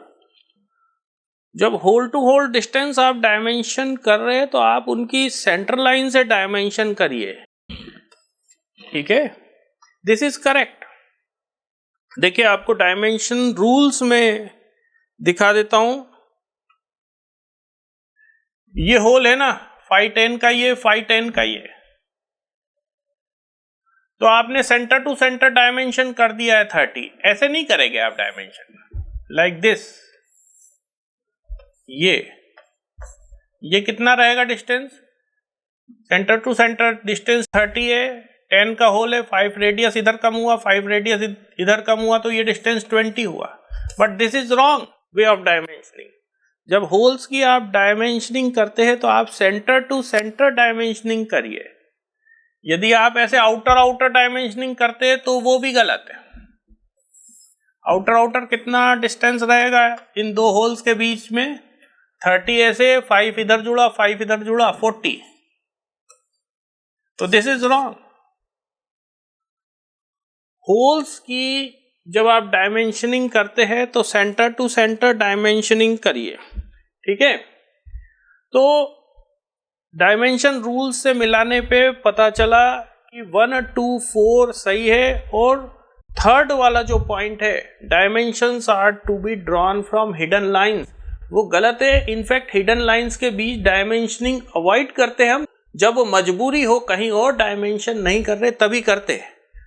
तो 1, 2, 4 कौन से ऑप्शन में करेक्ट है? बी में, तो B is the correct answer. तो क्वेश्चन तो आपका सॉल्व हो गया, पर एक डायमेंशनिंग की स्लाइड मैं आपके सामने और ला रहा हूं, इसको आप कॉपी कर लीजिए। यूजफुल स्लाइड है, डायमेंशनिंग रूल्स पर है, आपको डायमेंशनिंग के क्वेश्चन सॉल्व करने में ये स्लाइड मदद करेगी। दोस्तों अगले क्वेश्चन पे चल रहा हूं। ये EAC 2020 में पूछा गया था, ये भी डायमेंशनिंग से ही है। क्वेश्चन क्या है? Dimensions in series may be placed in any one of the following ways except, मतलब इन चारों ऑप्शंस में कौन सा ऑप्शन डायमेंशंस इन सीरीज की कैटेगरी में नहीं आता? Progressive dimensioning, proportional dimensioning, continuous dimensioning, chain dimensioning. And correct answer for this question is B, proportional dimensioning का कोई लेना देना नहीं है डायमेंशंस इन सीरीज से। In fact proportional dimensioning word normal textbooks में कहीं आपको मिलेगा भी नहीं। देखिए इस स्लाइड को गौर से देखिए, मैं हट रहा हूं जिससे कि आप इस स्लाइड को कॉपी कर सके। ये slide machine drawing by ND Bhatt से ली गई है। डायमेंशंस इन सीरीज के दो तरीके हैं। एक है कंटिन्यूअस डायमेंशनिंग और चेन डायमेंशनिंग। पहला डायमेंशन किया, फिर दूसरा किया, फिर तीसरा किया, एक सीध में करते गए, एक के बाद एक करते गए, और एक डायमेंशन करना छोड़ दिया और ओवरऑल डायमेंशन कर दिया। This type of dimensioning is called continuous और चेन डायमेंशनिंग। और इसमें क्या है, इसमें ड्रॉबैक क्या है, टॉलरेंसेस एक्यूमुलेट होती जाती है। मतलब ये यदि ये 10 तो कुछ होता नहीं है। जब आप एक्चुअल मैन्युफैक्चरिंग करते हैं तो आप टॉलरेंस डालते हैं। जैसे 10 है तो आप बोलेंगे 9.95 से लेके 10.05 तक कुछ भी हो सकता है। तो इसकी टॉलरेंस एक्यूमुलेट हो जाती है। Accumulation of tolerances takes place in continuous और चेन डायमेंशनिंग। और यदि एक्यूमुलेशन ऑफ टॉलरेंसेस से आपको प्रॉब्लम है तो चेन डायमेंशनिंग को मत फॉलो करिए। डायमेंशनिंग इन सीरीज का दूसरा तरीका जो कि machine drawing by ND Bhatt में दिया गया है वो है प्रोग्रेसिव डायमेंशनिंग और पैरेलल डायमेंशनिंग। इसमें एक बेस लाइन रहती है, उसी से आप सारे डायमेंशंस इंडिकेट करते हैं। ये जैसे ये देखिए, ये वाली लाइन है, this is the starting line, okay. इससे ये 16, ये 30, ये 50, ये 60। तो इसमें एक्यूमुलेशन ऑफ टॉलरेंसेस नहीं हो पा रही है। यदि इसका कुछ टॉलरेंस है 16 वाले का तो वो 16 वाले के लिए वैलिड है, और 30 वाले का कुछ टॉलरेंस है तो 30 वाले के लिए वैलिड है। तो यदि आपको एक्यूमुलेशन ऑफ टॉलरेंसेस से दिक्कत जाती है तो आप डायमेंशनिंग का वो तरीका यूज करिए जिसमें एक्यूमुलेशन ऑफ टॉलरेंसेस नहीं होती है, and that is progressive dimensioning और पैरेलल डायमेंशनिंग। एक के बाद एक पैरेलल लाइंस इसमें ड्रॉ करी जाती है, इसलिए इसे कहा जाता है पैरेलल डायमेंशनिंग। ठीक है, तो इस क्वेश्चन का आंसर क्या होगा? Correct answer for this question is dimensioning in series का कई प्रकार होते हैं। Progressive dimensioning, dimensioning in series का प्रकार है। Continuous dimensioning, dimensioning in series का प्रकार है। और चेन डायमेंशनिंग भी डायमेंशनिंग इन सीरीज का प्रकार है। कंटिन्यूअस और चेन एक ही चीज है। जो डायमेंशनिंग इन सीरीज के हेड में नहीं आती है वो है प्रोपोर्शनल डायमेंशनिंग। और उन्होंने यही पूछा है क्वेश्चन में कि dimensioning in series may be placed in any one of the following ways except. कौन सा तरीका डायमेंशनिंग ऑफ सीरीज के अंतर्गत नहीं आता है, और वो आंसर है proportional dimensioning.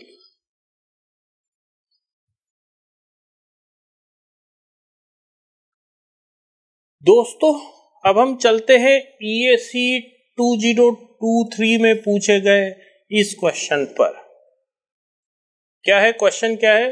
Which one of the following is used when components of same shape but different dimensions are to be manufactured. जब सेम शेप के पर डिफरेंट डायमेंशन के कंपोनेंट मैन्युफैक्चर करने होते हैं तो किस प्रकार की ड्राइंग का यूज करा जाता है? और पहला ऑप्शन है ड्राइंग फॉर इंस्टॉलेशन, दूसरा है टेब्यूलर ड्राइंग, तीसरा ऑप्शन है स्कीमेटिक असेंबली ड्राइंग, और चौथा ऑप्शन है patent drawing. And correct answer for this question is tabular drawing. चलिए अब मैं स्टेप बाय स्टेप आपको समझाता हूं कि कैसे मैं सही आंसर पे पहुंचा। सबसे पहले अपन देखते हैं कि अपने को इसमें जो टर्म्स लिखी है उनका मीनिंग पता है कि नहीं। ये what is the meaning of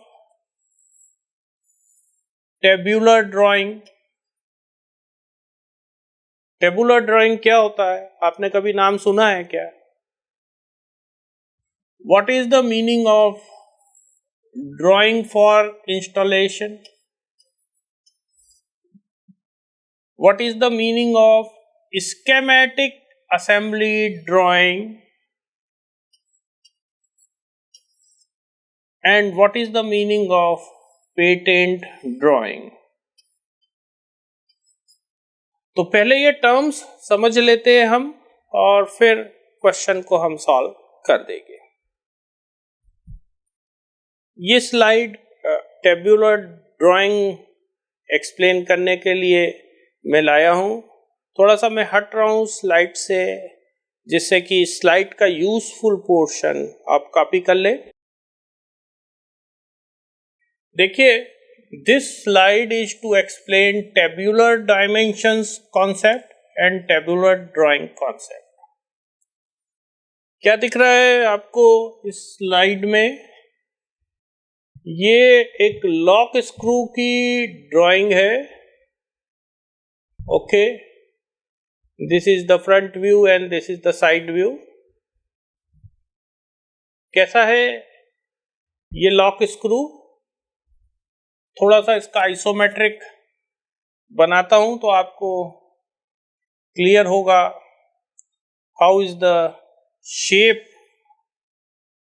of this lock screw.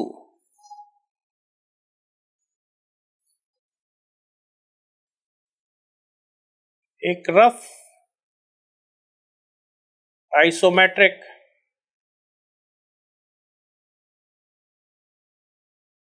इस लॉक स्क्रू का मैं बना रहा हूं, वेरी रफ आइसोमेट्रिक। ठीक है, ये तो इसका हेड हो गया।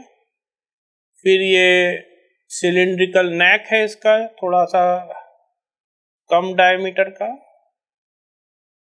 और फिर ये थ्रेडेड पोर्शन है इसका शैंक लॉक स्क्रू का, इस प्रकार का है ना। Not precise diagram but good enough to explain. ठीक है, ये लॉक स्क्रू का सिलिंड्रिकल हेड है और ये स्लॉट है स्क्रू ड्राइवर का टिप अटकाने के लिए।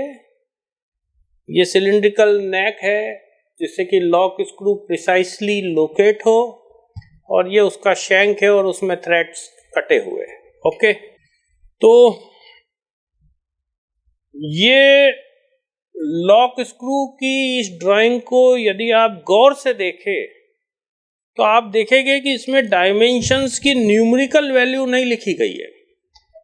जैसे ये हेड का डायमीटर इन्होंने C लिख दिया, overall length of lock screw including head A लिख दी, शैंक डायमीटर B लिख दिया, ये हेड और नेक की लेंथ मिला के E लिख दी, नेक की लेंथ F लिख दी, स्क्रू ड्राइवर के लिए जो स्लॉट है उसकी डेप्थ D लिख दी। ऐसा क्यों किया इन्होंने? भाई उसकी वैल्यू लिख देते ना। देखिए, ऐसा इसलिए किया क्योंकि same shape but different size के लॉक स्क्रू यूज हो रहे हैं उस पर्टिकुलर इंडस्ट्री में, तो सबके लिए अलग अलग ड्राइंग बनाने की मेहनत बचने से जो डायमेंशंस वेरी हो रहे हैं उनके लिए लेटर्स लिख दिए ABCDEF और यहां पे ये एक टेबल ऑफ डायमेंशन बना दिया। टोटल कितने वेरिएबल्स है? 1 2 3 4 5 6 7 8 9, टोटल 9 वेरिएबल्स है जो कि अलग अलग लॉक स्क्रू के लिए जिनकी वैल्यू अलग अलग रहेगी, और 5 प्रकार के लॉक स्क्रू है। Lock screw 1, lock screw 2, lock screw 3, lock screw 4, lock screw 5। ये 5 अलग अलग साइज के लॉक स्क्रू है। यदि आप overall dimension, overall length A की बात करें तो जो लॉक स्क्रू 1 है उसकी लेंथ है 0.62 इंच। ओके, और जो लॉक स्क्रू साइज 2 है उसकी लेंथ है 0.88 इंच, मतलब साइज 2 की लेंथ ज्यादा है। और जो लॉक स्क्रू साइज 3 है उसकी लेंथ और ज्यादा है, 1 इंच और ज्यादा लेंथ। और जो लॉक स्क्रू साइज 4 है उसकी लेंथ और ज्यादा है, 1.25 इंच। और जो लॉक स्क्रू साइज 5 है उसकी लेंथ और ज्यादा है, 1.5 इंच। और ऐसे ही सारे डायमेंशंस पूरे जो वेरिएबल्स है वो हर साइज के लिए अलग अलग है। तो 5 अलग अलग ड्राइंग बनाने में ज्यादा समय लग रहा था, ज्यादा ड्राफ्टिंग टाइम लग रहा था, ज्यादा रिसोर्सेस लग रहे थे। उस टाइम को सेव करने के लिए हमने ये टेबल ऑफ डायमेंशंस बनाया है, and this type of drawing is called tabular drawing. तो हम क्वेश्चन पे चले, एक बार क्वेश्चन पर चलते हैं। क्वेश्चन में क्या पूछा था? विच one of the following is used when components of same shape but different dimensions are to be manufactured। Same shape के लॉक स्क्रू है पर डिफरेंट डायमेंशंस के लॉक स्क्रू है, तो उनको मैन्युफैक्चर करने के लिए बेस्ट ऑप्शन कौन सी ड्राइंग है? और definitely the correct answer is tabular drawing. Advantage of tabular drawing is you save in drafting time. तो क्वेश्चन तो आपका हो गया है, पर ये जो टर्म है drawing for installation, schematic assembly drawing, patent drawing, इनको समझना भी आपके लिए यूजफुल रहेगा। तो मैं आपको समझाता हूँ ड्राइंग फॉर इंस्टॉलेशन क्या होती है। थोड़ा सा मैं हट रहा हूँ so that you can copy it. देखिए, जो ड्राइंग फॉर इंस्टॉलेशन होती है किसी मशीन के लिए या किसी मशीन कंपोनेंट के लिए, उसका फंक्शन रहता है इंस्टॉलेशन प्रोसीजर को एक्सप्लेन करना। आपके बहुत आसानी से समझ आ जाए ड्राइंग फॉर इंस्टॉलेशन का कॉन्सेप्ट, उसके लिए मैं इस सिम कार्ड की ड्राइंग फॉर इंस्टॉलेशन का यूज कर रहा हूँ। देखिए, ये स्मार्टफोन, ओके, और ये 4 ड्राइंग है 1 2 3 4, these are drawing for installation. ये ड्राइंग 1 में आपको क्या दिख रहा है, एक तो ये इजेक्टर पिन दिख रही है और ये एक होल दिख रहा है जिसमें कि आप इसी इजेक्टर पिन को पुश करेंगे तो ये जो सिम ट्रे है अनलॉक हो जाएगी और बाहर आ जाएगी। ये देखिए सेकंड ड्राइंग देखिए, इजेक्टर पिन जो है उस होल में पुश करी थी तो ये सिम ट्रे बाहर आ गई थी। और फिर थर्ड ड्राइंग देखिए, सिम ट्रे को खींच के बाहर निकाल लिया है और सिम ट्रे में ये स्लॉट बना हुआ दिख रहा है जिसमें कि आप सिम बैठा देंगे, ठीक है ना। और फिर फोर्थ ड्राइंग देखिए ध्यान से, इसमें सिम कार्ड को सिम ट्रे में जो स्लॉट बना था उसमें रख दिया गया है और अब आप इस सिम ट्रे को पुश कर देंगे। तो this is drawing for installation. Okay, drawing for installation में ड्राइंग फॉर इंस्टॉलेशन का कॉन्सेप्ट अच्छे से समझ आ गया। इसको इस हिसाब से बनाया जाता है कि जो सिम कार्ड है, मैं स्पेसिफिक बोल रहा हूँ, जो सिम कार्ड है उसको आप इजीली मोबाइल में इंस्टॉल कर पाए, या जनरल बोल रहा हूँ जो मशीन है उसको आप इजीली इंस्टॉल कर पाए, या जो मशीन कंपोनेंट है उसको मशीन में आप इजीली इंस्टॉल कर पाए। अगला शब्द क्या है? अगला शब्द है स्कीमेटिक असेंबली ड्राइंग। क्या होती है? What is schematic assembly drawing? इस स्लाइड की हेल्प से मैं स्कीमेटिक असेंबली ड्राइंग का कॉन्सेप्ट आपको एक्सप्लेन करूंगा। थोड़ा सा मैं हट रहा हूं so that you can copy the slide. देखिए, जो स्कीमेटिक असेंबली ड्राइंग है उसका मेन पर्पस रहता है working principle of the machine को एक्सप्लेन करना। उस स्कीमेटिक असेंबली ड्राइंग में डायमेंशंस नहीं रहते हैं, शेप्स नहीं रहते हैं। उस स्कीमेटिक असेंबली ड्राइंग की हेल्प से आप मशीन कंपोनेंट को मैन्युफैक्चर नहीं कर सकते, बस आप उसका वर्किंग प्रिंसिपल समझ सकते हैं। देखिए इस डायग्राम को ध्यान से देखिए, ये schematic diagram of liquid propellant rocket engine है, ठीक है। लिक्विड से चलने वाले, लिक्विड फ्यूल से चलने वाले रॉकेट इंजन का स्कीमेटिक डायग्राम है। ये एक टैंक है, इसमें कोई भी ऑक्सीडाइजर भरा हुआ है, it can be liquid oxygen also. और ये फ्यूल टैंक है, इसमें कोई भी लिक्विड फ्यूल भरा हुआ है, ठीक है। फिर इधर पंप लगे हुए हैं, इस पंप का काम है इधर से लिक्विड ऑक्सीजन को सक करके इधर पंप करना, और इस पंप का काम है इधर से लिक्विड फ्यूल को सक करके इधर पंप करना। ये दोनों पंप ऑपरेट हो रहे हैं इस एक्सिलरी पावर प्लांट की हेल्प से। ओके, ये दोनों पंप करके लिक्विड ऑक्सीजन को और लिक्विड फ्यूल को कहां भेज रहे हैं? कंबशन चैम्बर में भेज रहे हैं through the injector plate.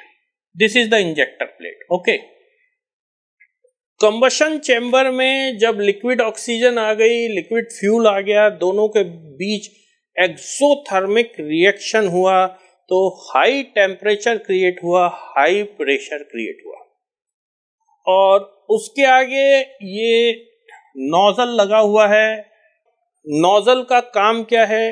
It converts the pressure energy into kinetic energy.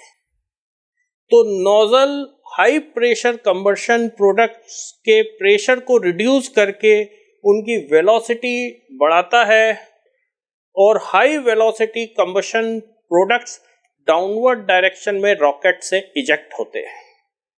और जब डाउनवर्ड डायरेक्शन में रॉकेट से मोमेंटम बाहर निकलेगा तो रॉकेट को अपवर्ड डायरेक्शन में मोमेंटम मिलेगा, रॉकेट पे नेट अपवर्ड फोर्स लगेगा, रॉकेट का अपवर्ड डायरेक्शन में नेट एक्सेलरेशन होगा।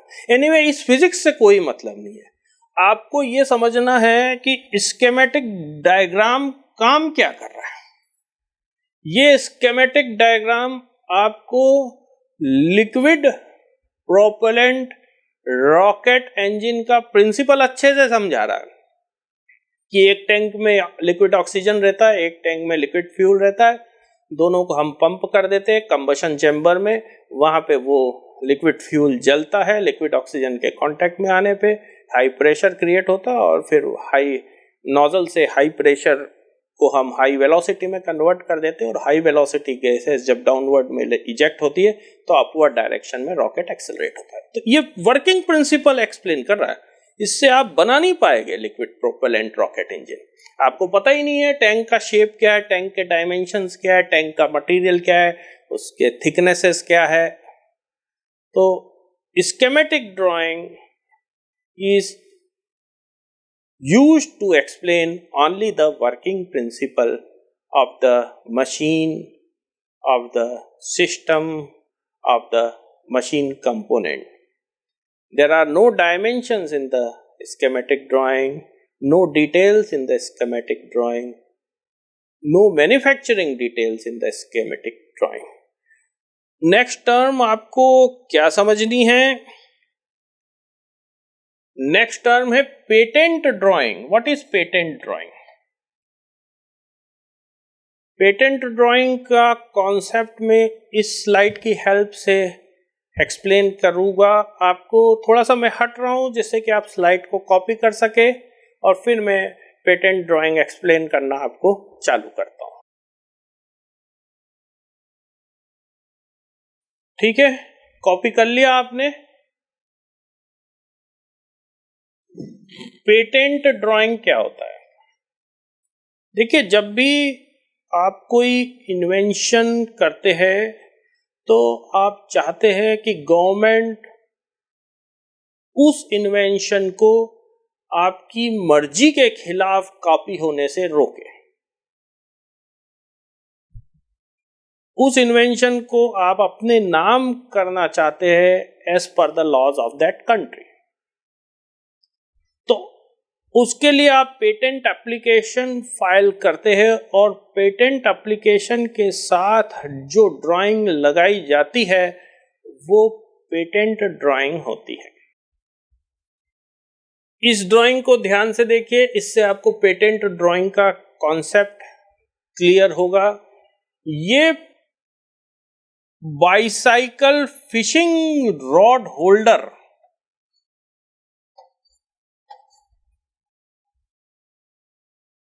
ये बाइसाइकिल फिशिंग रॉड होल्डर की पेटेंट एप्लीकेशन के साथ अटैच करी हुई पेटेंट ड्राइंग है। बाइसाइकिल फिशिंग रॉड होल्डर का मतलब क्या हुआ? देखिए, फिशिंग मतलब मछली पकड़ना। कुछ लोगों को मछली पकड़ने की हॉबी रहती है और मछली पकड़ने के लिए जाना है तो कार से नहीं जा रहे, साइकिल से जा रहे, सो दैट हेल्थ इम्प्रूव्स। तो जब साइकिल से मछली पकड़ने के लिए जा रहे हैं आप 5 किलोमीटर दूर तालाब में या और कहीं, तो फिशिंग रॉड कहाँ रखेंगे? कार से नहीं जा रहे, you are going by bicycle. तो वो फिशिंग रॉड रखने के लिए कोई फिशिंग रॉड होल्डर बाइसिकल में तो आता नहीं है, वो अलग से डिजाइन करना पड़ेगा। तो ये बाइसाइकिल फिशिंग रॉड होल्डर की डिजाइन है जो रियर व्हील है उसके एक्सल से ये अटैच हो गया है और ये 1, 2,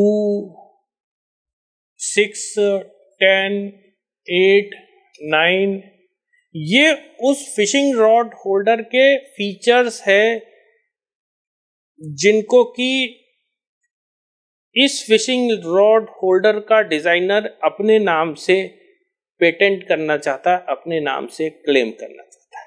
ठीक है ना? इसमें आप फिशिंग रॉड अटका देंगे। ओके, अच्छा, ये जो फीचर है 1, ये है क्या? इसके डिटेल्स पेटेंट एप्लीकेशन के स्पेसिफिकेशन सेक्शन में लिख दिए जाते हैं। आप नोटिस कर रहे हैं कि patent drawing is not a manufacturing drawing, इसमें डायमेंशंस नहीं है, मटेरियल नहीं है। ये बस पेटेंट ड्राइंग का ऑब्जेक्टिव बस ये होता है कि जो आपने इन्वेंशन करी है वो बस दिखाना है, वो बस आपको अपने नाम से कराना है, ठीक है ना। तो I think you have understood the patent drawing clearly, और हम अपने क्वेश्चन पर चल रहे हैं। ये चारों प्रकार की ड्राइंग्स हमने समझ ली, और हमारा क्वेश्चन क्या था कि यदि सेम शेप और डिफरेंट डायमेंशन के कंपोनेंट मैन्युफैक्चर करने हैं, यदि सेम शेप और डिफरेंट डायमेंशन के लॉक स्क्रूज मैन्युफैक्चर करने हैं, तो कौन सी ड्राइंग बेस्ट ऑप्शन है? तो बेस्ट ऑप्शन है tabular drawing. Okay, I thank you for watching this detailed lecture patiently. I hope you liked the lecture and you will share it with your friends who are preparing for EAC prelims. Thank you once more. Thank you.